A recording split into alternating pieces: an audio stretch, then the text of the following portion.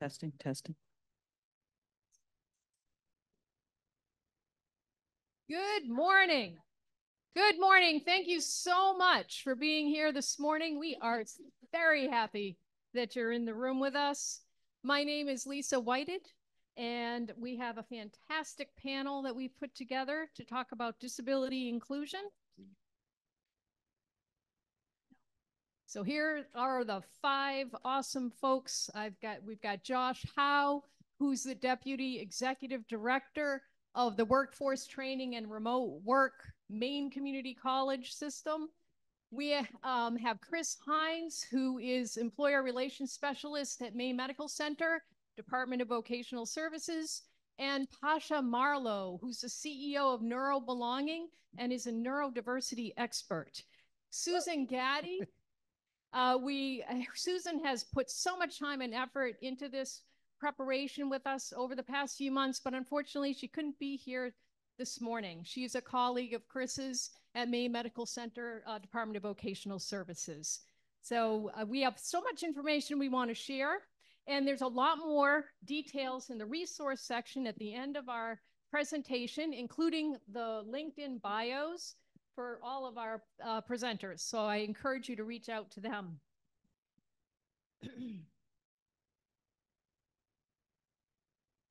And I guess I should say who I am. I'm Lisa Whited. Yeah, I woke up this morning, I remembered who I am. I am Lisa Whited. I am the author of the book, Work Better, Save the Planet. I'm a consultant who is passionate about making work better for everyone. So I'm here in Maine. I've got 40 years of focus on improving the world of work. Oh, yeah. Well, you'll have to look me up. All right, I'm going to have us start, and some of you may be familiar with this tool. It's called Menti. So this is a way for everybody to be included in the conversation. And I'd encourage you to open your phone. You don't have to download anything. Hover over the QR code. Do you mind not using the mic until we figure out an audio situation? Oh. Because you're going into the other rooms as well. So they're coming in too, but. Yeah, we're going to try to fix it. Yeah. Okay. I'll be right. All right.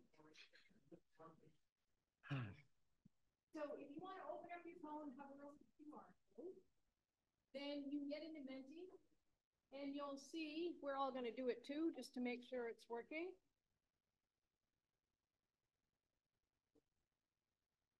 This is a tool that allows everybody to participate and remain anonymous. And I'm a fan because I'm an introvert, and there are times I'm in groups and I don't want to have to raise my hand and use my voice. There are times I'm asked not to use my voice. That's all. So you're in, you can hit the thumb in the middle, you see the lower right, we've got the number of people that are connected. Oh, cool. All right. So we're going to move forward, and that QR code is still there, so if you didn't get logged in. So when I say the word disability, what words come to mind? We're going to build a word cloud. So you know the word cloud, the bigger the word, the more often it was mentioned. So give us a couple words. When you hear the word disability, what do you think about? And you can do 2 words if you want, and then hit submit. There you go. So if you see a word up there that you're like, yeah, I'm a +1 to that, type the same word in and we'll get bigger. Unless you make a typo, which happens. But yeah, listen to some of these words. We've got differently able, accessibility, support, exceptionality, unique, limited, outside the box, struggle, awesome, accommodation, normal, challenges. Great, so you get how this works. We're just going to use it a couple of times in today's session. You can answer this for us, just for us to get a sense of the size of organizations in the room. So what size organization do you work with or for? 1 to 14 employees, 15 to 50, 51 to 200, or 200 or more? Great, we've got a lot of big employers in the room. Huh? You have 33 participants, fantastic.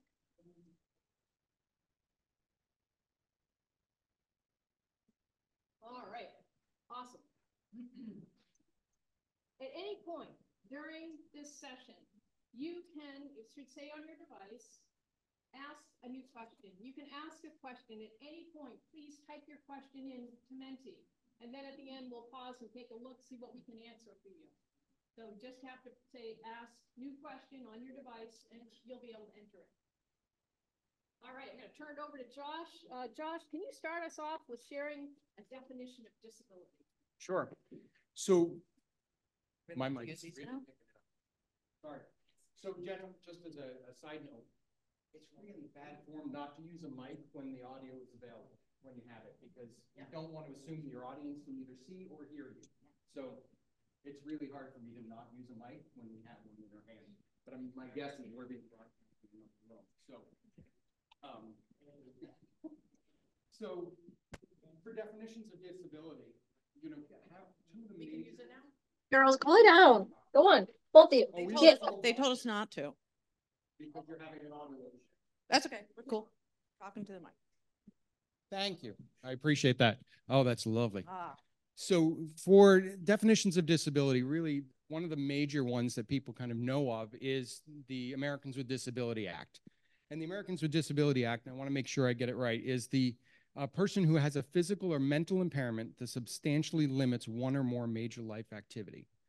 And so that is an example of how does they may have a diagnosis, but until it limits your ability to do something, it may not be considered a disability under the Americans with Disabilities Act.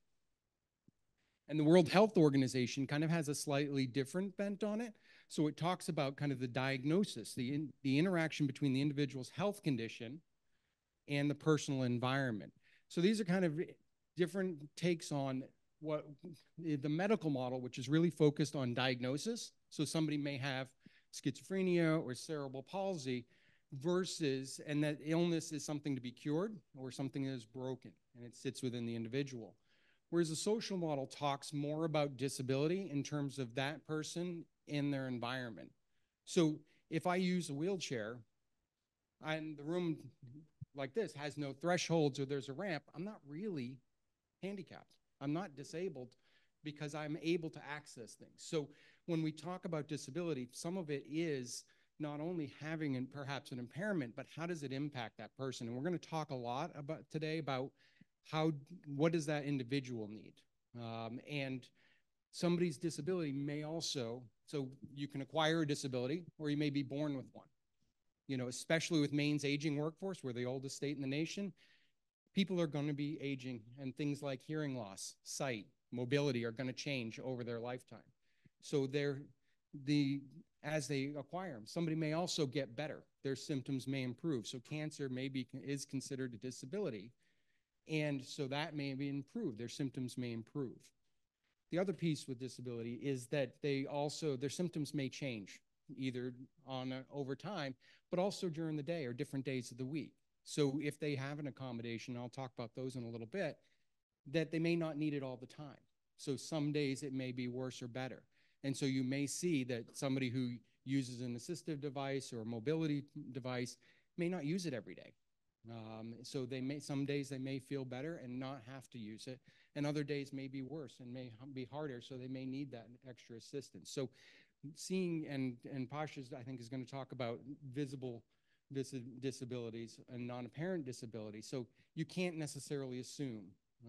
And so somebody's, like I said, their symptoms may change on day to day. And it's really not for us to question how they're using their devices. So don't assume just because they're not using the device that they don't have a disability. So. Awesome. Thank Sure. you, Josh. And yeah, picking up on what Josh said about apparent and non-apparent disabilities, Pasha, can you share more on that? Sure, thank you. Apparent disability versus non-apparent disability. A non-apparent disability is something that isn't obvious currently or ever. And an apparent disability is one that is more obvious. So somebody using a wheelchair, somebody with Down syndrome might be more apparent, but something non-apparent might be a hearing or learning disability, neurodivergence, or a mental health struggle. And 80% of disabilities globally are non-apparent.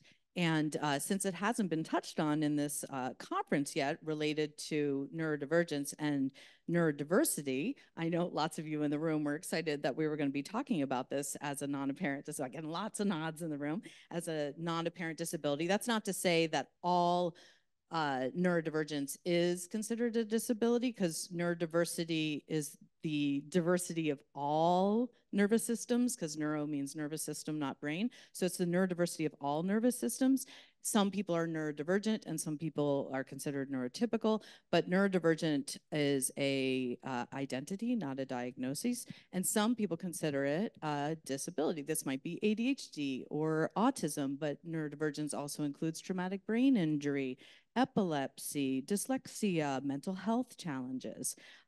So that's sometimes a misunderstanding. Much like the medical model and the social model in the neurodiversity world, is a neurodiversity paradigm versus a pathology paradigm. The pathology paradigm states there's one right, normal, putting these in quotes, right, normal, ideal way to think, learn, move, act, love. And the neurodiversity paradigm, much like the social model, says, no, there's no one right way to be, act, learn, move, love at all. And so it's far more affirming and strength-based. And yes, and that some people consider their neurodivergence or their disability in general a superpower, and some don't. So we always have to remember to ask the individual how they identify and how they interpret their identity. Awesome, Pasha. And you actually mentioned something that I wanted to start with.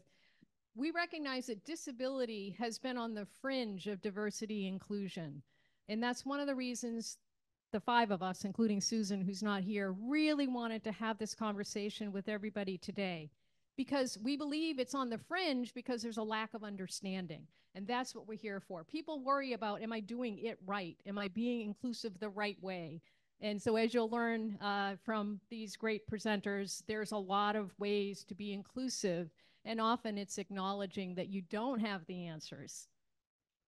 So Chris, I'm going to have you talk a bit about the scale of, sorry, I forgot we're going to do this. Now that you know what disability can mean, it can be chronic pain, it can be dyslexia, it can be ADHD, it can be non-apparent. Do you have a disability? Yes, no, unsure. 100%.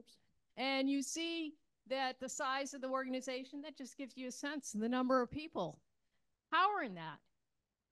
I have a disability and I didn't start disclosing it until very recently. I am dyslexic and I do call it my superpower. I see things backwards, upside down. Man, is that a strength. Man, is that a strength. So thank you. Thank you for answering that question. Now I'm going to go to Chris and have you share more about statistics. Good morning, everybody. Thank you again for being here. Some familiar faces in the room and a lot of great faces to meet. But the scale and I think understanding who are people with disabilities is often an assumption that we see, right? We think, oh, disability's over there. Oh, I'm not connected to disability. The disability community is really small. And I think that's because we're exposed to disability in a lot of different ways, right? Maybe it's a lived experience. Maybe it's an observed experience. Maybe it's from the school when we were growing up where people with disabilities weren't totally integrated into school or in work, right?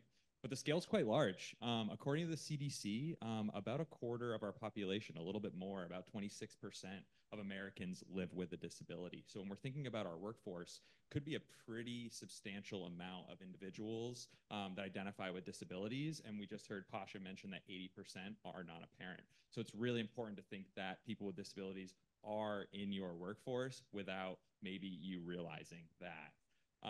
Thinking in Maine specifically, we talk about workforce shortage, right? It's the buzzword of all buzzwords. It's every eggs and issues. It's every conversation. It feels like, how do we solve the fact that there's 45,000 vacant jobs in the state of Maine, right? And it's even a key part of this conference with getting a diverse workforce into the workforce. And disability is not often talked about, but there's about 114,000 working age Mainers that identify with a disability specifically in the state of Maine.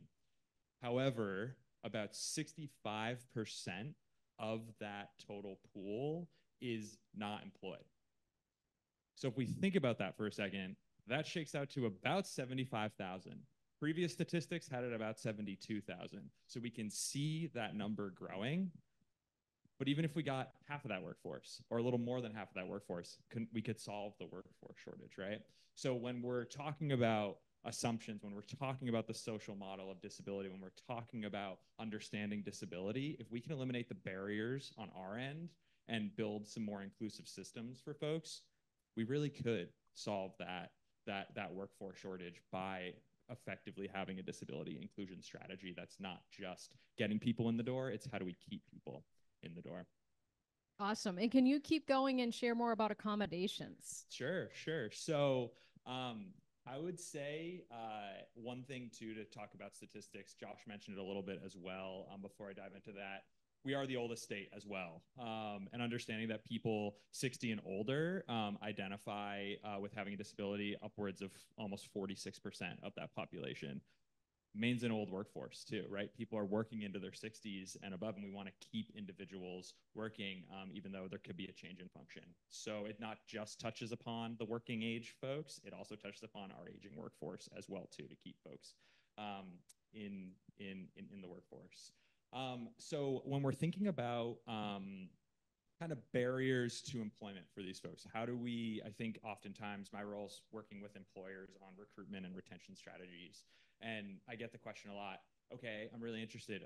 How do I get folks in the door? How do I connect with folks? There's some really great organizations out there from a recruitment strategy, but I think the work really starts more intrinsic at the organization. There are a lot of barriers to entry for folks because of societal systems, right? Where society is really not built for individuals with disabilities, no matter what avenue we're in. And oftentimes work's left off the table, where it's like, oh, somebody with a disability can't work, right? I've heard that from an employer, and it makes the good intentions, but terrible delivery, right? And a lot of assumptions come in there. So I'm a big believer that the largest barrier to entry for folks with disabilities is not on the individual side, it's actually on the employer side, and it comes from assumptions around the term disability. A good example of this is working with employers. We can get them super jazzed about having someone that fits their exact workforce need, right? Somebody with the skills, the experience, but once the term disability comes up, it switches the conversation to, oh, I'll call you back, or, oh, I've hired somebody with a disability, it didn't work out, sorry. And we had one of those. Yeah. We had one of those. It didn't work. Yeah. I had one person leave a message and super bubbly and said, oh, we've already had one of those, didn't work. And I was like, that's an aggressive message to leave, but I don't agree. So there's a lot of education around the word. Why does it change from skill-based understanding to more so this is a problem, right? And in reality, it shouldn't go there. So the work can be done by just checking our biases at the door, by just checking our assumptions and making sure those don't truly creep in, so we're not voiding anyone from the workforce. And a way to do this, I think, is a simple phrase that might sound obvious, but is often left out. And it's something we call ask the person, or ATP for short. And it really roots around asking somebody how they can perform an essential function of the job, or ask somebody how they might do something, listen, and you'll be really surprised about the innovative answers that come, rather than falling into an ableism mindset or falling into an assumption unconscious bias mindset, where assumptions start to creep in and we immediately think that folks can't do this job just because they identify with a disability. One quick story, this term is coined by a guy named Randy Lewis, who runs, he was a VP for Walgreens, and he was hiring a few folks in the warehouse that were deaf. And the managers were really unsure about somebody that's deaf working in the warehouse, because part of the job was to drive the forklift. And part of that job entailed looking at the forklift safety and if the horn worked. But if somebody was deaf, the manager was like, they can't do this job, they can't hear the horn. rather than Randy was like, what if you just ask the person, right? What if you just ask that individual how they might safety test it?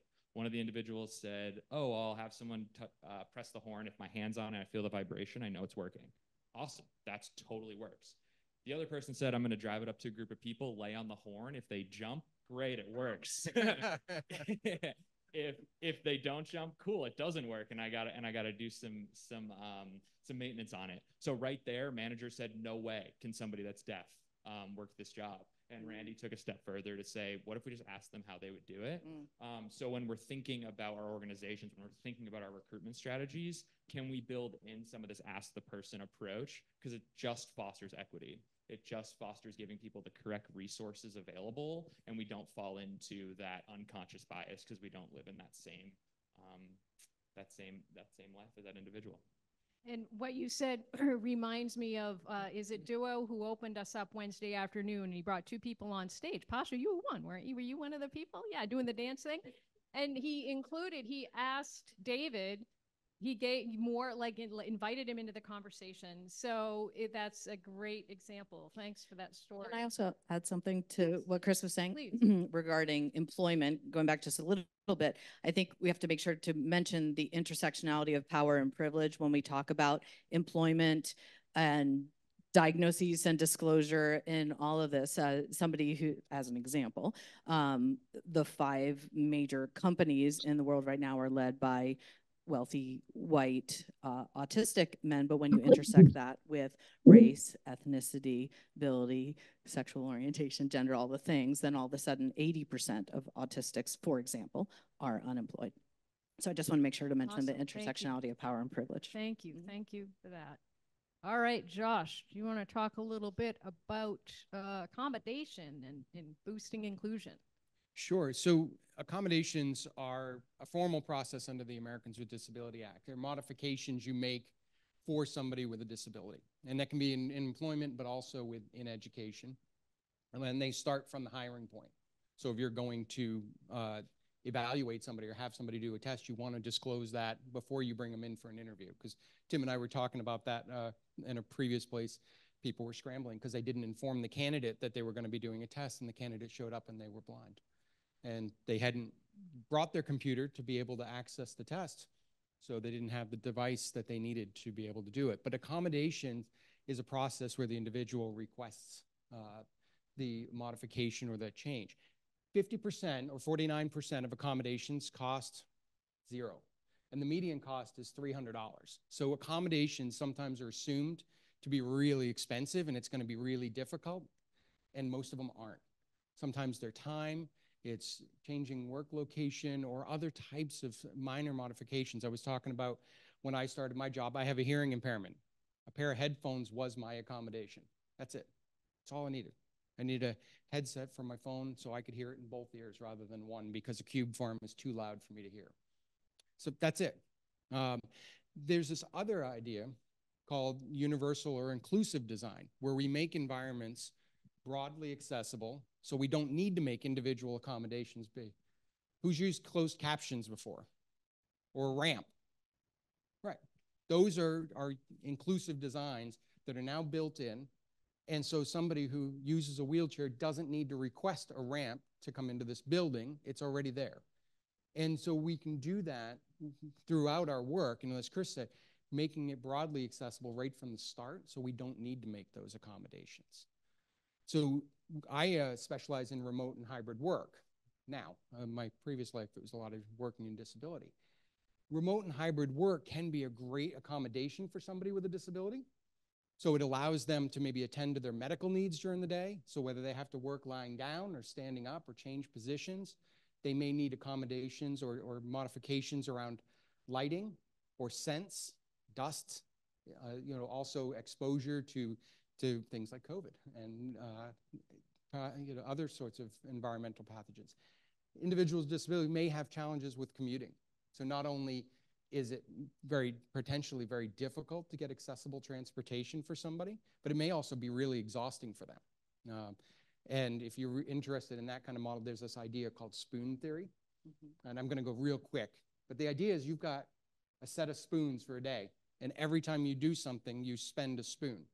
Somebody with a disability getting to work may take a lot of spoons for them. And then by the end of the day, they're going to run out of spoons. So the ability to not have to commute really allows them to spend that time focusing on their work and the rest and their life, and without having to spend that on that. Workplace accessibility, as well as time. So somebody with a disability may have challenges around, in starting early in the morning. If they take a medication that makes them drowsy, they may need to time shift a bit, or they may need time during their day to take medical treatment, whether it's IV treatment or other types of treatment that they may need. So these can be provided as accommodation, but as an employer, if you're providing remote and hybrid work broadly for all of your employees, that can really benefit more people other than that. So we can go on to the next one. Oh, maybe we missed a slide. I might have skipped you. There you are. Okay, so you got you're right. Good? You were on the right slide. Yeah, hey, I was not. That's a first. So Can you go call my husband, tell him I did something right today? So the really nice piece. So one piece with the pandemic, we saw a lot more work can be done remotely than we really thought.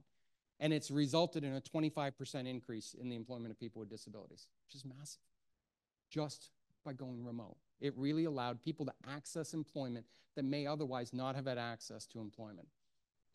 But remote and hybrid work as an organization can really benefit a lot of other people. So people with disabilities I've talked about. People who have preferences, I want to go to the gym, I want to throw in a load of laundry. Caregivers, child care and elder care.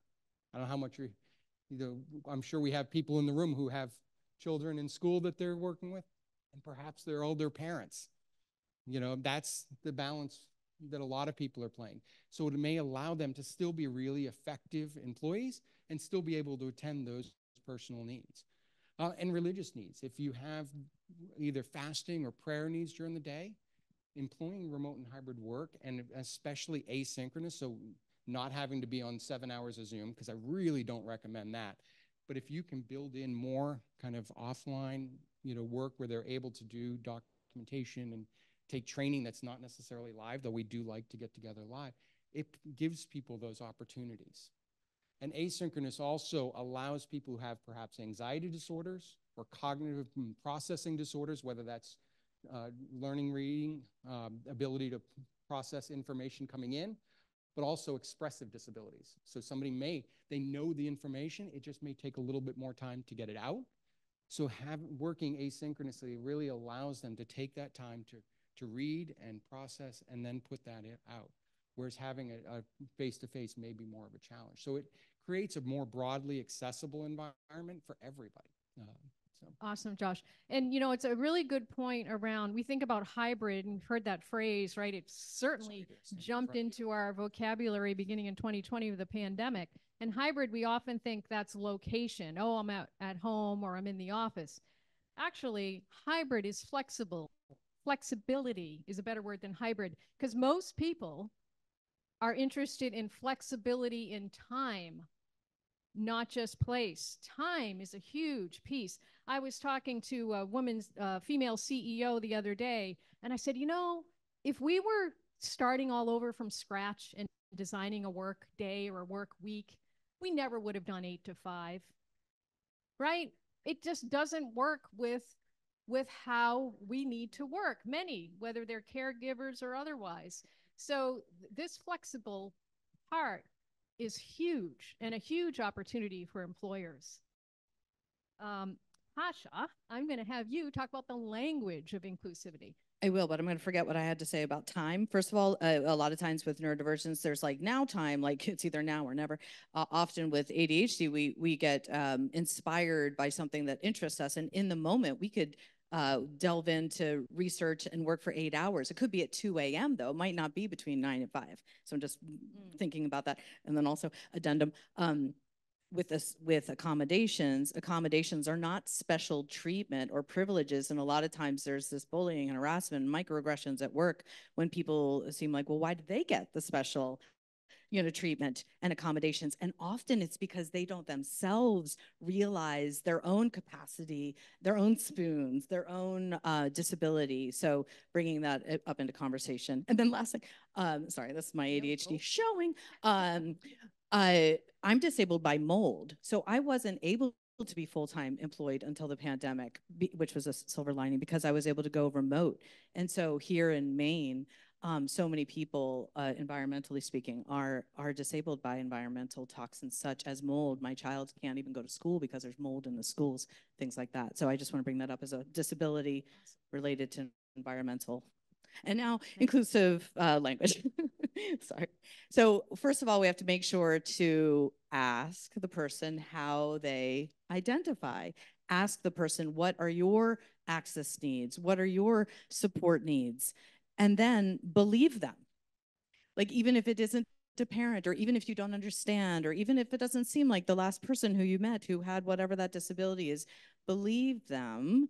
And affirm and advocate as well, but mostly ask. There's folks who like person-first identity, person-first language or identity-first language. If somebody says to me, I am a person with autism, it feels like you're saying something like, I'm a person with queerness. I am queer. I am ADHD. I am autistic. If you say with, it feels pathologizing. It feels like there's a problem to be fixed. It feels like there's something that's not, quote unquote, normal, ideal, or right about it. So the pathology of, for some, person-first language is important. So it's important to ask because somebody else might really prefer person-first language. Related to that language of pathology, in our right now kind of ableist society that's based on the pathology model, we use disorder a lot. In fact, there's an entire manual called the Diagnostic Statistic Manual that I was trained by as a therapist 30 years ago, and it's all based in disorders. But if we could drop the disorder or the D from several of these labels, rather than saying ASD or autism spectrum disorder, just say autism. Rather than bipolar disorder, just say bipolar. Rather than post-traumatic stress disorder, how about just post-traumatic stress or just stress? So there's lots of, right? Right? And these are normal human reactions. I mean, if we're not feeling traumatic stress in the world we live in right now, like we might be numbing out. That's not a disorder that we're feeling potentially a sense of uncertainty, anxiety right now, but a lot of it is pathologized. So dropping the disorder. There's a term called low functioning or high functioning, especially in the world of neurodivergence. I don't love it. Rather than calling a person low functioning, like according to who, according to what standards, who made up these rules of what is disordered, what is ordered, what is low, what is high. Oh, capitalism, colonialism, white supremacy. That being said, this is the way my brain works. But rather than saying this is a low functioning person, say this is a low functioning society. That's a nice, thank you. I got a clap. And rather than making euphemisms or cute titles such as diffability or different ability or special ed, just say disability. It's not a bad word. And we need to be able to talk about what is actually going on. Just like if somebody says, that's definitely a superpower, that's inspirational. Sometimes people take great offense to that, as you were saying, Chris, you know, and it's not always a superpower to somebody. We don't have special needs, we have human needs. And rather than saying handicapped, which implies a deficit or a problem or a lack, accessible. So rather than handicap parking, handicap bathroom, it's accessible parking, accessible bathroom. And then finally, I will say that half of Gen Z is identifying as disabled, neurodivergent, and neurodivergent. And if that seems like, whoa, that's a lot of people, it might be because society is becoming more disabling. Okay. I just want to say something real quick about, just to define person-first language, it puts the person ahead of the impairment. So they are not a schizophrenic or a bipolar, they're a person with schizophrenia, or they're a person, and same earlier when I talked about somebody, they're not wheelchair bound, they're a person who uses a wheelchair. So that's person-first language, and as Pasha said, some people do prefer that. And then some other people do own their identity in the deafness community, especially. Deafness is an identity, and it's definitely an important piece of their identity. So the big piece is ask, as Chris and Pasha both talked about, is asking them how they identify and how they'd like to be addressed. But also, ultimately, I don't say, oh, this is my neurodivergent friend. No, it's Pasha, right? They're a person. Also, I mean, yes, that's and. the big piece. So. Thank Can you. I add one thing as well, too, Yeah. that quick? Thinking of language, too, I feel like it's often where uncomfort comes into play, right? Where people are afraid to say the wrong thing or afraid to overdo something. Or even when someone identifies with a disability, why do we like click back to talking in a way that we're talking to maybe a 5-year-old, right? And I think those are things that we're conditioned to do just off of assumptions, but also off of the paralyzed fear of offending somebody, right? And I really like that you brought up the point about not overdoing how amazing this is, right? If it's not proportional to the event, that puts, no matter how great intentioned it is, it just puts somebody in this uncomfortable, well, yeah, you showed up for work today, so did I. Why am I getting, oh, it's so great you showed up to work, right? And that's putting that person into a very uncomfortable box, which probably will make them not either want to stay or stay connected to the mission because they're looked at as, oh, the other person, or oh, the token person who has a disability. And it might pull people away from wanting to actually disclose and bring their best self to work. There's awesome point. And actually in our resource list, we've got a great TED Talk, I believe it's in there, about a person who, I don't know if she is spina bifida or she uses a wheelchair. And her whole point is, I am not a hero. And, you know, I'm a regular person moving through my world. And so that speaks to that point. And I love, you know, think about it. When you meet somebody and you don't catch their name the first time, do you call them something else? Or do you say, oh, can you say that again? I want to get it right. And it's similar. Ask the person. I love that. Pasha, I'm going to have you go back to talk a little bit about how leaders can share and what that might do for an environment. Yeah. Oh, yeah. Yes, is it working or not? It's not? You can, yeah, you can just ask. Yeah, just ask. Go for it. Yeah. No. Okay. Okay.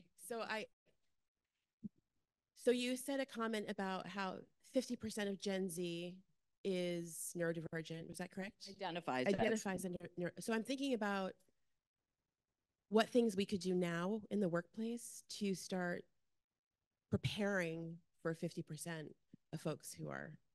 I talk a Does that lot make about sense? creating cultures of neuro-inclusion. I know later we're going to get to what that and disability inclusion looks like in the workforce. So I'm gonna pocket that, and I definitely am gonna get back to it.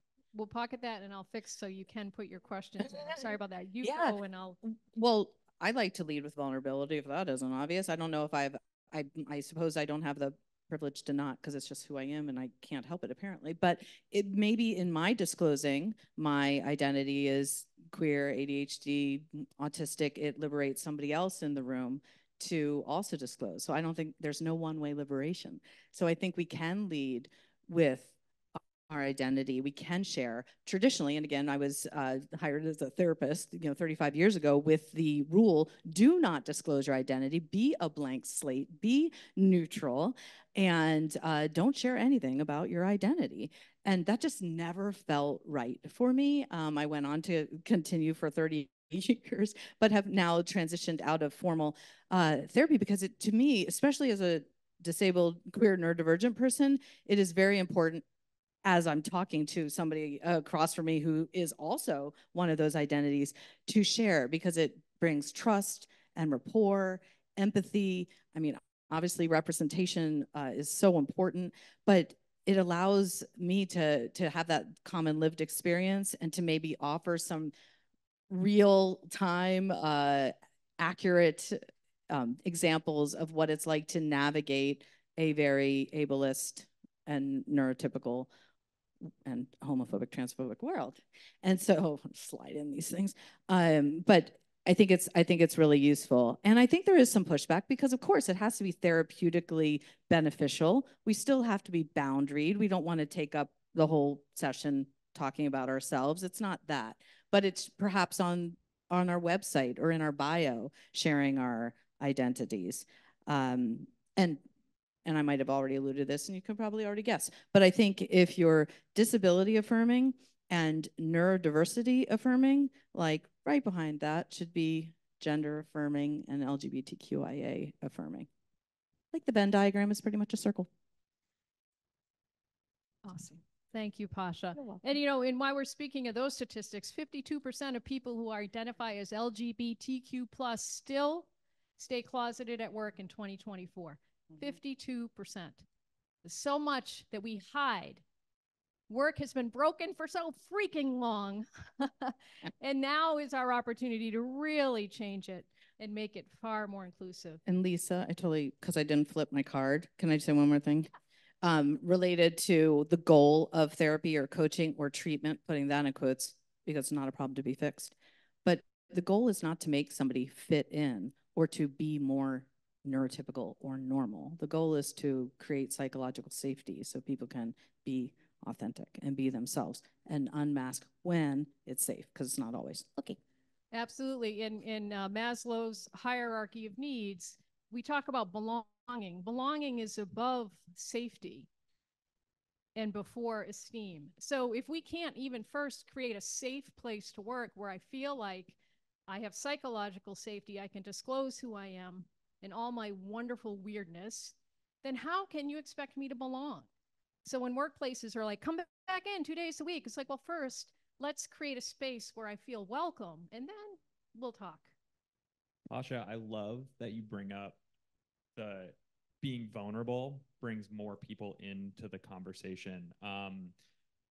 A lot of my work's been training employers and working with HR. And one thing that really stands out to me was we were doing a training at a hotel, and Susan, my coworker who can't be here today, and myself, we're pretty open disclosing that I have ADHD and dyslexia. She has anxiety and ADHD. And because we were open to disclose during a training about how to build a more inclusive workplace, we were approached after by somebody who said, I have never felt open and I've never felt like I've been able to disclose, but because I see my HR director in this training right now and I feel like she gets it, I'm now going to set up a meeting with her to be able to talk through how I can bring my best self to work. So something that comes innately, we're not overly sharing to be vulnerable by any means, it's just who we are, was the beacon of opportunity for that individual, not to stand up and say, hey, I have a disability, but to see who is in the room, see it's a psychologically safe place, and be able to now hopefully be able to bring her best self to work and talk a little bit more. So really happy that you brought that point up. Awesome. Awesome win. Awesome story. So we'd like you to take maybe 2 or 3 minutes at your table and have a conversation, just, 2 or 3. So if you've got a big table, just turn to 1 or 2 other people, talk with each other. What are some of the key takeaways from this conversation? What's stuck with you? And the Q&A should be working now too. So if you want to put in a question, you can.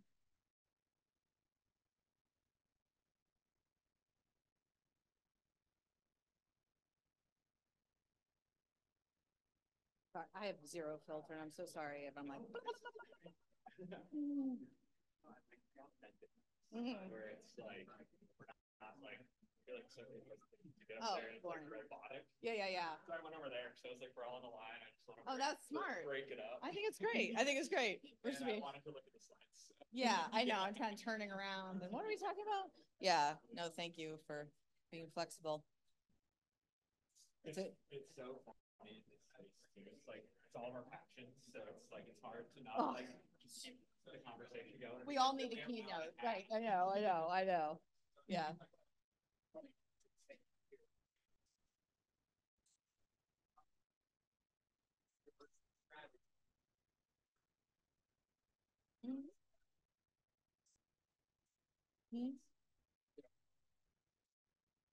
Right. Yeah.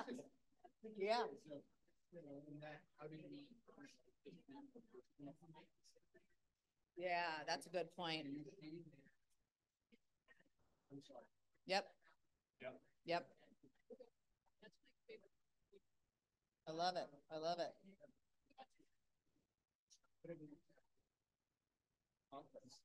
I know. Just take 1 more minute to wrap up your conversations. Yeah. So like it's so intersecting. Ugh. Why is disability such the like outline. right? Yeah, They bring literally.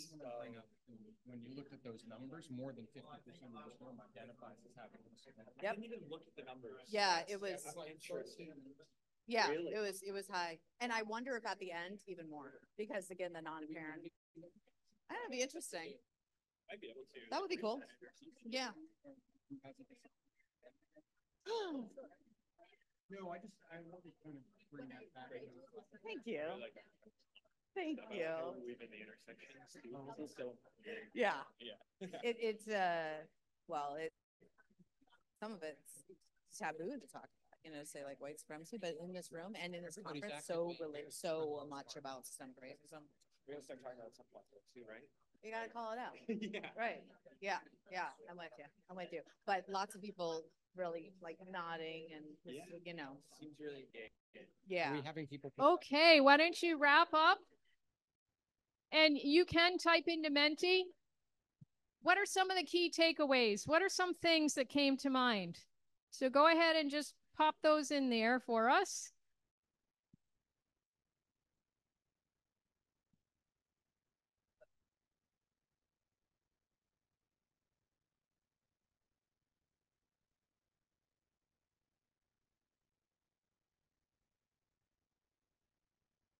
Hopefully that's working. And you also can say open Q&A and type a question in if you want. We're going to have a little discussion. Oh, I love it. ATP, asking. Yeah. Or just for you, you know, any key things that came to mind. Ask people how they identify and how they can be supported. Don't make assumptions. Language is powerful, empowering, and constantly evolving. Isn't that the truth? Yeah. Belonging is above safety. It's okay to ask. Vulnerability and asking direct questions. Don't be scared of asking. Asking and having open, honest, vulnerable conversations are essential in being inclusive. Great. A lot of people identify with disability. Excellent. And there's probably more, but my computer's over there, so I can't scroll right now. But let's see, encouragement. Okay, I'll go scroll anyway, because what the heck, that's what I'm for. You can tell by these answers, these are people doing the work, right? So yeah. I'm glad somebody brought up intersectionality because I think it's been thread through here. We've kind of referenced those different pieces, but it's a big piece that we all have multiple identities. They're not a single. Right, Yeah. disclosure builds trust, leadership buy-in, and ask the right questions. Really good stuff. Okay. All right, and we've got some questions that have been asked, so let's take a look at some of these. Any of you guys field these? Is having an addiction considered a disability? And if so, how can the workplace bring awareness to this as a disability? What do you guys want to take that? Yes, addiction is considered a disability, and it can be accommodated. It doesn't mean the person's allowed to be under the influence at work, but it can be. And also even people in recovery who may now have not been taking drugs or using alcohol, but that can be also as well. As to how to raise awareness of it at work, we were having a conversation about it yesterday. I was at a conference and they were handing out nips as one of the giveaways at the table. And my boss is in recovery and he was really offended. They were sending that message like, you know, end of a hard day, have a drink, you know, and that's those negative messages about alcohol to relax. And it's being aware of how we're talking about alcohol and are we engaging those? Somebody was talking about having an open bar at a function, at a recovery-friendly workplace, which I was really surprised. Those don't really match. So becoming a recovery-friendly workplace is a way to raise awareness about substance use and the workplace, or just in general, and support those in recovery.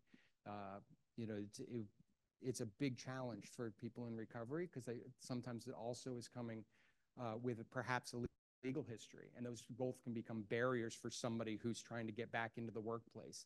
So being able to look at where the person is and, you know, as Chris says, you know, just asking, you know, talking about that, and don't just, oh, they've got a criminal history, you're going to throw it out. Sometimes those criminal histories can be overwhelming because they're 10 pages long, but They may never have been charged. They may never have been adjudicated or convicted. So talk to them about that. And if it's 10 or 15 years ago, does that really rule people out? So there's a lot of support and awareness around recovery-friendly workplaces. I'm not an expert in it by any means, but definitely look into that, and the support's there if it's a piece you want to do. Thanks, Josh. Pasha, did you want to add something? Well, I just want to, because I don't want to forget. What is your name? You forgot your question. I remember it. What was your name? Margaret.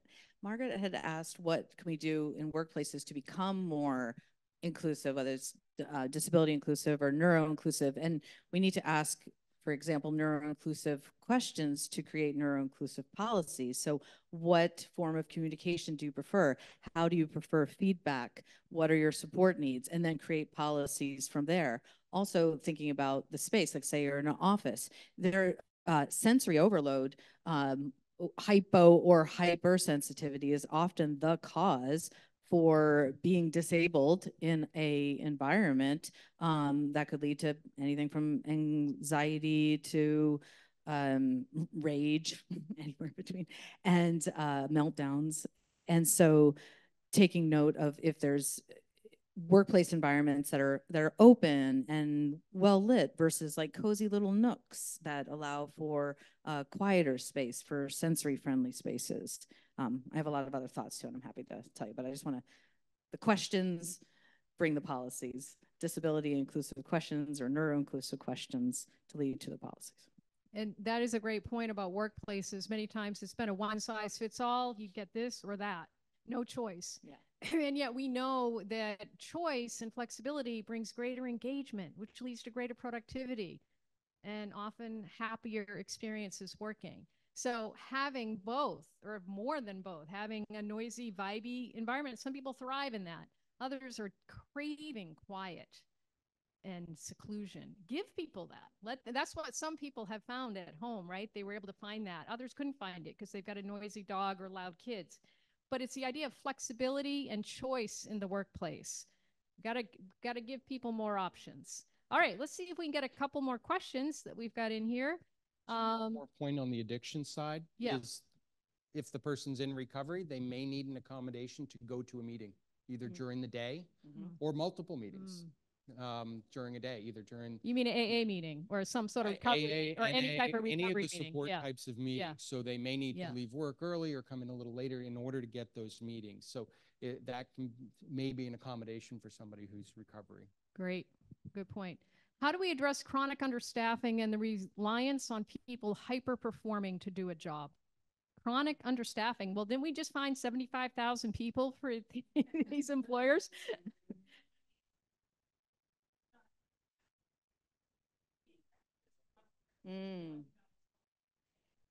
I see. They're not funded enough. I see. Okay. Thank you for clarifying. Yeah, very. That brings up to me the idea of capacity versus ability. Like we have the ability to multitask and do all the things that we might be handed, but we might not have the capacity. And if there isn't the psychological safety to disclose a disability or a diagnosis, then we're not going to maybe be offered the accommodations. But to talk to your employer or to have it in the culture of the organization to talk about signs of burnout and how that relates to capacity, and to let, if it's safe, to let your employer know that at this level of work, you know that the next thing will be overwhelm and burnout and then time off work. It's like in the end, it isn't gonna make sense, but having an open discussion about it, which I know is easier said than done if it's not in the culture of the organization to talk about mental health and burnout and capacity.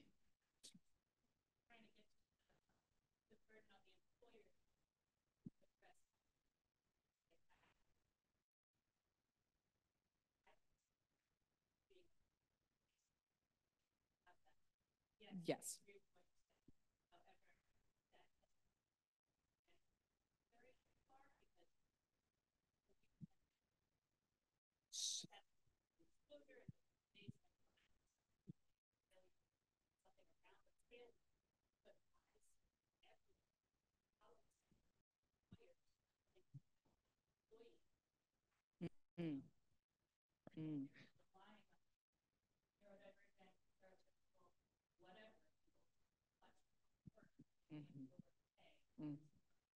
So workplace stress is about the healthcare costs of workplace stress is about 6% of our national spending on healthcare, billions of dollars. So some employers get it, that keeping a healthy workforce, a big component. So we offer remote work training courses in both the supervisor and the frontline worker one. A big component is workplace health and making sure that people aren't burned out. Some employers aren't getting it. You're right. Those perhaps are the ones also scratching their head why they don't have employees or why they have high turnover. So it's why I try to reinforce the focus on how the work needs to get done or what needs to get done, not necessarily how. And that's where things like remote work, that people are able to be far more effective if I'm not dealing, I was talking to somebody earlier, but Lisa and I were talking about, I used to have somebody over the wall of me in the cube farm that would clip their nails, and it drove me nuts. But it was that environmental stuff that I found horrible in an office environment. I am so much happier at home. My stress is much lower. And for employers to realize the financial benefits, and this whole talk is about, the business benefits, and it's heading those off and realizing, and it's communicating, about what needs to get done, or what needs to get done from a functional level, not necessarily how I need to accomplish it. And so somebody with a disability may achieve it differently, but I don't have a solution for you. Just continue to try to educate employers about the importance of workplace health and the impact of stress, because burning your people out 60 hours a week, And I'll just add one thing on that. The employee-driven innovation, so doing a focus group just with employees frontline that are dealing with the issues, and let them brainstorm what could be better, and listening to employees. If you don't have an employer who will do that, then you'll never, there's some leaders that they shouldn't be where they are, but they are. But the opportunity for employees and AI, I will add, we know that AI can do so much for efficiency. That is another opportunity. But, people either are afraid of it or they lean into it. So, yes, you have a question. I was going to tag on to yours. So we do LDRs, leadership development reviews, quarterly, every 6 months or so. We have 2 planning teams in the building. One planning team did their LDR. It looked like the Brady Bunch. Everyone's happy, smiling, team's killing it, rocking it. The other planning team, big tsunami wave. We're drowning. We can't do this. We can't do that. We're not hitting these buckets. They looked at it and they went, holy smokes. What do we need to change? Because one team's killing it and one's barely surviving. And it kind of woken up their eyes. It wasn't a typical LDR that they're used to. They went, holy smokes, we need to make changes. And from that meeting, they hired 2 heads just to kind of solve that problem. Awesome story. Thank you. And just because I didn't hear at the beginning, what does LDR stand for? Thank you. So I love this question. I don't have an answer for it, but thinking of the conversations over the past 4 years with employers, it's always been like recruitment, where do we find people, right? But I think where your question's getting at, which would be a great takeaway for everyone to bring back to their organization, I think, is the linkage of the employer output to the causal of disability, potentially, whether it's in the mental health space. And it's kind of getting to that ownership level of an employer, and not looked at the way you put it earlier was great, of like, it's more reactive now. It's more of, oh, if there's a problem, we're going to solve it. Or it's, oh, there is an output issue, you can't do it, then we'll take a peek at it. But it's being proactive. I don't have an answer, but I've never seen that like question pop up from that lens before. And it's just really great to see where your mind's going with that. And hopefully it's a takeaway from today to think how we can do that and be proactive. No, That's your lens. Yeah. no, it's a, yeah, Yeah. totally. And added stress of what everything else that's going on in our climate, right? Outside of work, we're bringing that into the workforce every day, because it's just a connection that we may have, whether it's through housing or childcare or some sort of instability potentially. That's just adding on to a high stress work environment. But thank you for posing that question. I really. All right, who wants to take this one? Can you speak to ableism and disability justice in terms of systems and activism?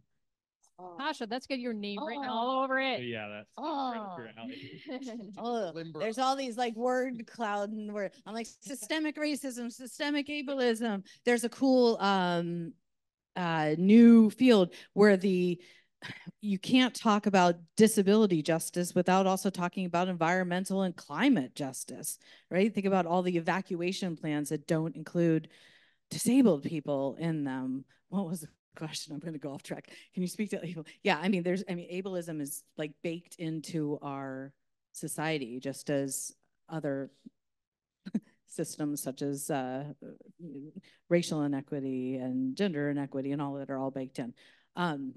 I want to make sure I fully understand the question, though.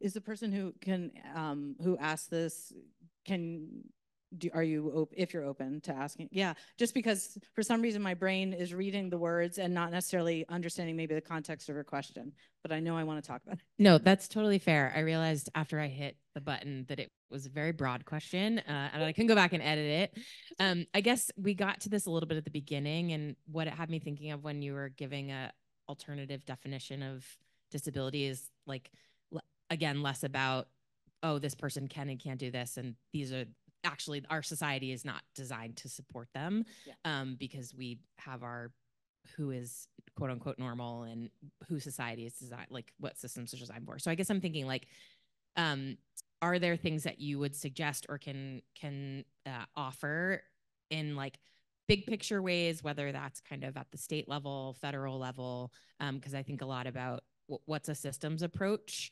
in addition, not to discredit, like also asking people, how can we make you successful? But almost like, so we don't even have to ask that question, like we're already prepared to support them.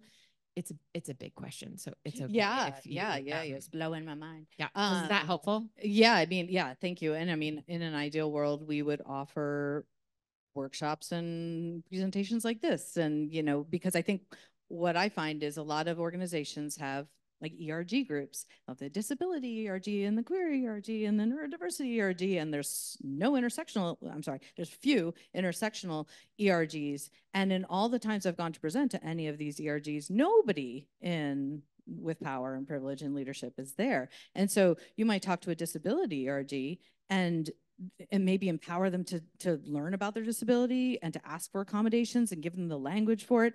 But still, if those in leadership are not supporting it, they might never disclose. And again, that intersection of diagnoses and disclosure intersecting with power and privilege. And so somehow, I assume it's getting to money and profitability and discussing the business case. And I know we have a slide on it, but the business case for inclusion, the business case for hiring disabled folks, the business case for bringing neurodiversity training in. I assume if we go upstream or downstream, whatever the term is, it comes to money and capitalism, colonialism, white supremacy. Awesome. You also have to examine your processes. I mean, again, are you ruling everybody out who has a legal history, and why? Are you ruling everybody out who has a gap in their employment history? Why? So they may have had a car crash or whatever it is. They took time off for their caregivers. But if your electronic systems are automatically dumping resumes that don't have certain keywords, that don't have a consistent work history, those types of things, then you're losing candidates before you've even looked at them. And there's a lot of processes that we have, and it goes back to examining those and how do we create those rooms to really look at people as individuals. We have complex lives. Mine's not the only one, I hope. So we really need to be looking at all of our processes and how are they broadly accessible, and what kinds of flexibility can we build in. Again, the pandemic taught us that there's a lot of things we thought about work that were wrong. And that we can do it flexibly, we can do it from home, and that we can do work differently, and that it doesn't have to necessarily be the core of our lives, that we can do both. We can be effective. So if I am somebody in recovery needs to go to a meeting, I'm still can be a really effective person, and I just have to shift my hours a little bit to be able to accommodate my ability to do that. So not ruling people out. And state government, it's a great question. I worked in state government for 20 years, and we did a lot of, well, this is because we always did it this way. Well, what are the legislative reasons? What are the practical reasons? And do we have the right tools in place? Why are we doing this manually? Why are we moving paper? And it doesn't need to be an accommodation that we now make this electronic. Let's just go electronic. It's a lot more efficient. So really examining some of our processes and how to make our hiring process more inclusive, all of those pieces along the way. And you're going to find, much like closed captioning and ramps, a lot more people are going to benefit from that, not just people with disabilities. How about the ADA too, right? Where you brought up the alternative definition that's, I think, coming more into play of the social model. But the ADA was written in the 90s. And there really hasn't been like a monumental policy change since then. And it really came out of the Rehab Act from the 70s, but then the 90s came, and we don't live in a society that's even close to where the 90s was, right? Much more technological. Even the past 3 years, everything that's changed, like Josh, what you're talking about, there needs to be more of that social model of disability coming into play from, I agree, the systems level. Because if we're just talking about it and maybe siloed businesses are doing stuff or siloed groups are doing stuff, it's never truly going to get to that change until we're connecting to the ADA or we're connecting to governing bodies, because that's the default, right? That's the bare minimum. We have the ramp, great, we're ADA accessible, cool, right? And it's not in reality where the time is now from the workplace. So at least I know you talk about it. Yeah, you know, it's really interesting because we think about the 40-hour work week. That started in 1940.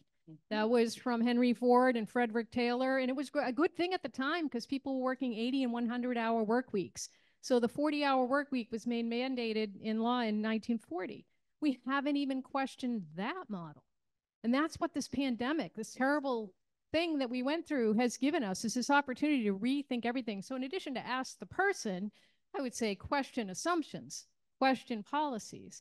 I know we've got a couple more questions. I just want to get us through the last little bit, and we are here to answer your questions. So we will definitely stick around. Where I wanted to end with is hearing more from each of our presenters. If you had one way that you would recommend employers could be inclusive, one thing, if they only did one thing, what would you want them to do? I'll start with you, Chris. Yeah, it's a great segue. It's connecting to your question a little bit as well. I think there's a lot of emphasis still put on the individual, right? It's the get somebody in the door. Great, we have an inclusive hiring program. Great, we have a partnership with the Division of Vocational Rehab or an entity that specializes in helping people get jobs that identify with disabilities, right? In reality, that's just scratching the surface. And I think it comes down to understanding the business case that comes to disability inclusion. A lot of us in the room work for profit-driving companies, right? Companies that we need revenue to keep going. People with disabilities can connect into that. It's estimated that people with disabilities have a discretionary spending power of over $660 billion. So if we build in a disability inclusion strategy, that could be your customers. You add in friends, caretakers, family members, it's over $3.9 trillion is connected to that group of individuals. That's driving revenue. We also know that individuals with disabilities lower turnover or have a lower turnover rate by about 20 to 30%. That's a huge, huge number for companies that are right by the margin or are severely understaffed, right? If we can boost turnover rate, we're saving money. Think of your onboarding costs, right? It costs a lot to bring somebody in. So right there, we could boost revenue. We could lower turnover costs. Couldn't we link it to profitability slightly? And I think that's where the system change really comes from. It's not so much, oh, I did a charitable thing, or, oh, I did the nice thing, I connected, oh, I'm partnered with this. Look at the cool thing I'm doing, right? It's getting more so that linkage to the dollar figure. It's getting linkage to the triple bottom line, where we're seeing millennials really pushing social conscious business, impact investing, sustainability initiatives, the UN sustainability goals. It all links back to the person as well as the environment. So we need to think in that business mindset in order for any change to really take place. And it's just going to pull along all the other smaller initiatives that we are doing to scale. Awesome point. And I love that because I've heard it from you. Disability inclusion isn't a charity or a corporate social responsibility initiative. It's a business imperative. It goes to profitability. You know, so much opportunity there. Excuse me. Okay, Pasha, what's your one thing? They could do one thing. And go on. Don't believe AI. I mean, AI has ableism and racism stigma baked right into it. So when you search something to put it on your website or to write something or speak something or put content out or do a hiring practice and you're doing it through AI or bots, you have to be nonlinear and critical and neurodivergent in your thinking about it, because AI is linear by nature and it's only drawing upon all of the stigma and biases and systemic problems that we've had in the past. So I think we need to celebrate and make sure we bring more nonlinear thinkers and critical thinkers into the room, especially when we're creating policies for neuroinclusion and disability inclusion. Thanks, Pasha. Josh. I've talked a lot about creating inclusive environments and processes already, but the other piece is revisit the accommodation process throughout. It may be annually. People's needs change. It's not just add hire. So it should be part of your regular conversations about kind of their needs. So they may need accommodation, may not realize it. You may be having people turn over because of disability related needs that they don't realize they can have accommodation for. So you may be losing people just because you're not having that conversation. So continue to revisit that, not just when it's apparent, not just when you see the person now is struggling because they have a broken foot. So just make it part of the regular conversation with all of your folks. Can I add one thing for Susan? Yes, of course.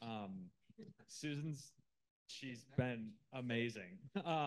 She's a really great. She's really bummed that she can't be here today. But something that her and I talk about a lot too is common theme throughout this, but we haven't exactly called it out yet. Is just because you know somebody with a disability, you know that individual with a disability, right? Everyone has a different connection. Everyone has a different circumstance. Same goes for diagnosis. We talk about this a lot too, where if you know one person that identifies with autism, you know that one person that identifies with autism. Not every single person with ADHD or autism or physical disability has the exact same needs. So we need to build in that equity and really ask the person and not just assume that, oh, we have a autistic hiring initiative. Everybody with autism fits into this, right? And in reality, it's great to open the door, but the delivery has now become a bit archaic. So just want to add that. I really appreciate that. And that triggered a thought for me on language and thinking about Pasha. You know, there are words in our history that we don't say anymore. They're not okay to say. The R word is one. Some of you think about mental health, you'll know what I'm talking about. And similarly, let's be sensitive to, you know, I'm maybe feeling scattered. And if I say, oh, I've got ADHD, but I don't really. Like, let's be sensitive to that. Let's just have a little bit, take a pulse, a little more awareness, similar with the conversation around alcohol and drugs. And it's just awareness, right? Awareness is the first step, and just catching yourself. So, and speaking of Susan, who's awesome, and I hope you all connect with her on LinkedIn. One of the things I wanted to share that she said if she could share just one thing, it's the importance of education and inclusion training. Education and inclusion training for workplaces is something she's passionate about. We're gonna take any more questions. I know there's a little bit here. Please look at these stats though. I mean, look at this. This is the business case. This is the stuff to take back to leaders.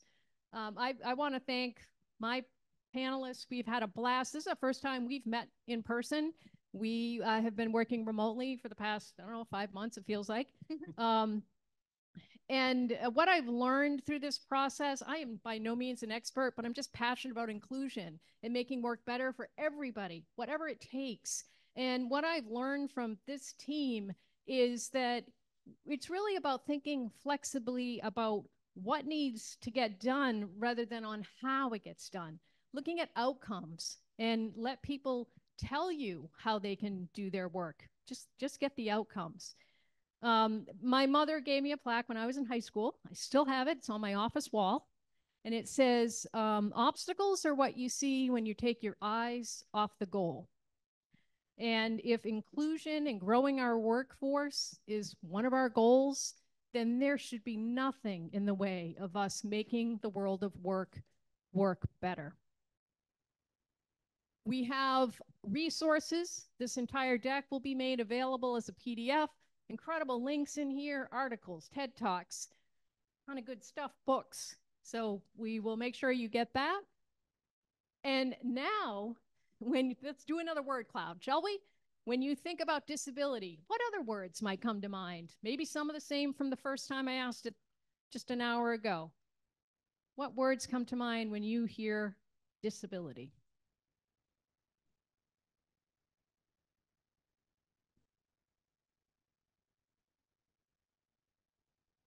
Yeah, possibility, capable. Nice. Help with workforce. Profit. Resilient. Yeah. Accessibility. Profit. I was glad profit's up there. Who wants to type profit in again? Make it bigger. Yeah, big Opportunity. profit.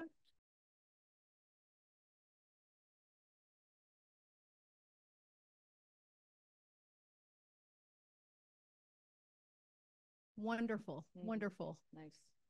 So we want to thank you again for participating. We're grateful for your presence this morning. And we are here to answer